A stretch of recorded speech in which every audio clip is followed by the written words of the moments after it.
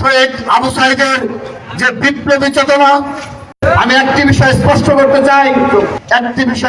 করতে চাই, তৎকালীন মাননীয় ভারপ্রাপ্ত চেয়ারম্যান জনাব তারেক রহমান 2022 সালে 23 সালে যখনই কোনো আন্দোলনের ডাক দিয়েছেন, সেই আন্দোলনে সশরীরে অংশগ্রহণ করেছিলেন এই শহীদ আবু সাইদ।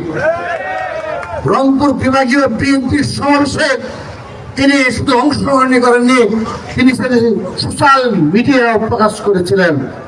এই বেগম রোকেয়া বিশ্ববিদ্যালয়ে ছাত্রলীগের প্রেসিডেন্টের চক্ষুকে উপেক্ষা করে, ছাত্রলীগের সন্ত্রাসীদের চক্ষুকে উপেক্ষা করে তিনি সেখানে দেশের পক্ষে দাঁড়িয়েছিলেন।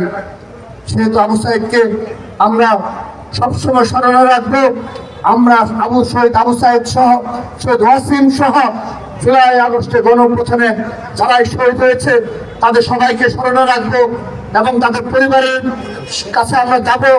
আমরাই তার সন্তান, আপনারাই তার সন্তান, এভাবে যেন তাদের পরিবার যেন ভাবতে শিখে।